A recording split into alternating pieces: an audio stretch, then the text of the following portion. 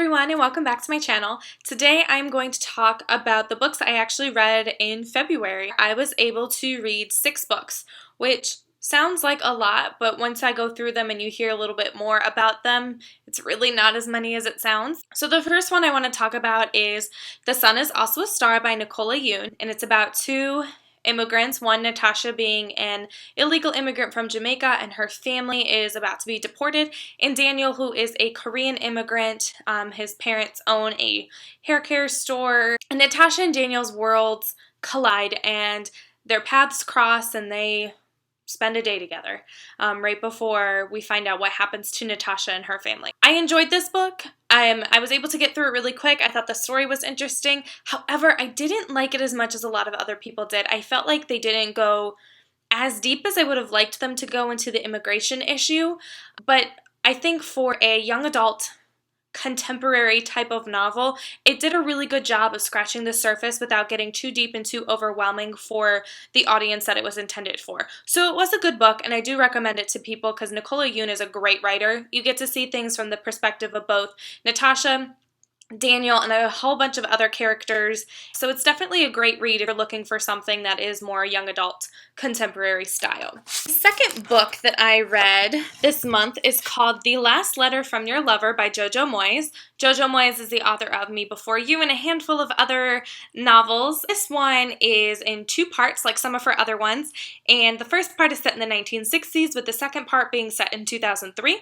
And then in the 1960s, Jennifer Sterling wakes up in the hospital after a tragic car accident, and she can't remember anything. She can't remember her life, how things go. She can't remember how the accident happened or even what happened. And while she's going through her daily life, she finds this letter from someone signed B, just the letter B, and it's asking her to leave her husband. And so you kind of go down this road to figure out who is B and where does this letter come from.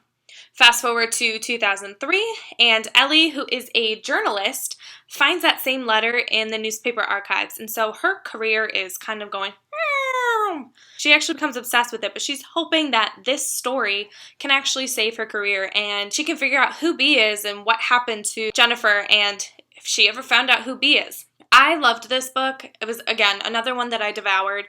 I really liked the past with the present. I like when that mixes because I think that gives us a more well-rounded view of the story without just being like, I wonder what happened like 50 years ago. I thought it was a great read. Not as good as Me Before You, I think, because that one's my ultimate favorite by her, but it's definitely a really great read. The third book I read is another Jojo Moyes novel, The Girl You Left Behind. So this book, it's similar to The Last Letter from Your Lover in the sense that it has 2 parts. So you have your past and you have your present day. The past in this specific book is World War I. So Sophie Lefevre, her husband Edouard is an artist and he is off fighting the Germans because they've taken over France in the small town that she lives in during World War I. And the commandant from Germany at that time in Sophie's town becomes obsessed with this painting that Edouard had done of Sophie. So it is a portrait of her. The way that it's portrayed in the book, it's a beautiful portrait, and Sophie is willing to risk everything to see her husband again. So we're trying to figure out what happened to this painting. Fast forward to, I think it's about 2006, and we have Liv Halston, who actually is the owner of the portrait of Sophie, and her husband had given it to her as a gift before he suddenly passed away, and the worth of this portrait of Sophie is revealed, and so there's this huge legal battle over who it rightfully belongs to, and you get to learn more about Sophie and what happened to her and her fate, and how did Liv come to be the owner of this painting. And it's just a very beautiful story, and I really, really enjoyed it. So again, not as good as Me Before You, because like I mentioned earlier, that's my favorite, but this one and The Last Letter from Your Lover are close seconds for me. And then the last set of books that I've read is a trilogy. It is the March Trilogy by John Lewis, Andrew Aiden, and Nate Powell. The first book in this trilogy I actually had to return to the library, but these are the second 2. And this is a graphic novel that John Lewis wrote with the other 2 authors to illustrate his role in the civil rights movement. This is my first experience with a graphic novel, and I was blown away. I wasn't sure what to expect. I wasn't sure if I was actually going to even really like it. These were easily like a couple hours for each one, and I was done. You see here, there's a lot of pictures, not a ton of words, so when it's like 200 pages, it's really not 200 pages.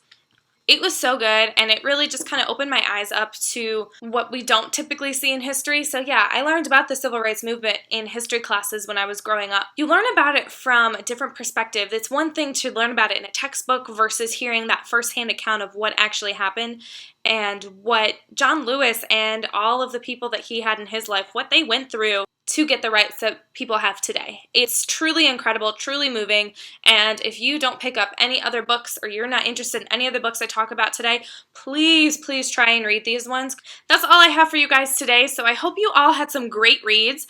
As always, in my description box there is a link to my blog that's going to list out all the books I talked about today and different places that you can get them. If you read any great books this past month or January, or even last year that I haven't talked about yet or that you think I need to be aware of, please go ahead and drop that in the comments down below. I'd love to hear them. That's all I have for you guys today. I hope you have a great rest of your day and happy reading!